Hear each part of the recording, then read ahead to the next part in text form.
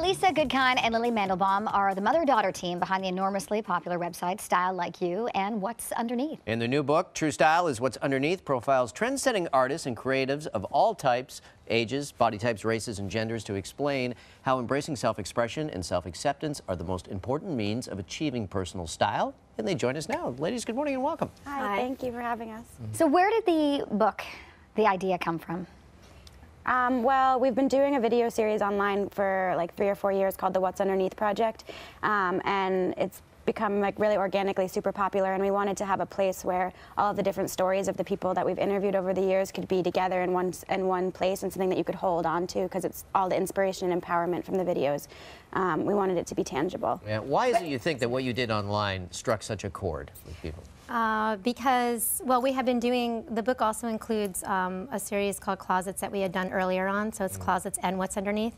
But they all have the same message. At the end of the day, it's all about how beauty and style is something that's inside and isn't in something that's outside. It isn't in a bag or in a dress. It's just how you embody. Why is that so hard for people to learn? Because I think that is so true, and I think we look around for different inspirations, and we think, oh, that looks good on them, it's got to look good on me, but it's really got to come from within, doesn't it? You got to be able to own your clothes. Yes, because the media, the reason for it is because we're saturated in the media and in marketing by the idea that we need something outside of ourselves to feel good and to look good.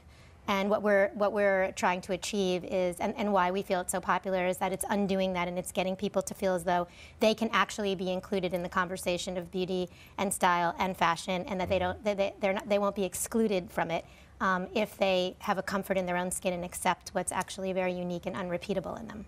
How did you pick the people you profiled? I imagine the list was even larger, and you just had to narrow it down, too. Yeah, we have a really intense like vetting process, but we look for people like of all different sizes, shapes, forms, body types, races, super diverse, but we always look for people that embody a sense of comfort in their skin and have a certain awareness about not buying into the idea that they have to look a certain way in order to be cool. They just, you know, own who they are. So. Okay, who is it that stands out for you that does that?